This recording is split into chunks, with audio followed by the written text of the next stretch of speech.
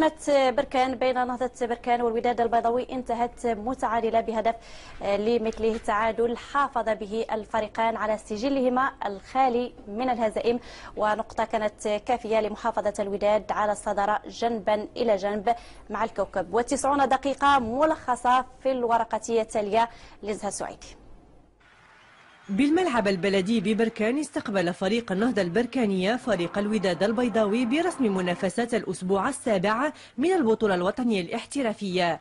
دخل الفريقين المباراة وكلاهما عازم على تحقيق نتيجة إيجابية والظفر بالنقاط الثلاث. في البداية توالت المحاولات والهجمات من كلا الفريقين مع سيطرة طفيفة للاعبي فريق النهضة البركانية. هنا محاولة لصالح البركانيين، لكن المدافع هشام العمراني ينقذ مرمى فريقه. في الدقيقة 33 أعلن الحكم هشام التيازي عن ضربة جزاء لصالح فريق النهضة البركانية ينفذها اللاعب عبد المولى بن رابح بنجاح ليحقق التقدم لفريقه. لاعبو فريق الوداد البيضاوي حاولوا تعديل النتيجة في أكثر من مناسبة، وفي حدود الدقيقة 44 تمكن اللاعب الجابوني مالك إيفونا من تسجيل هدف التعادل للوداد لينتهي الشوط الأول بالتعادل هدف لمثله.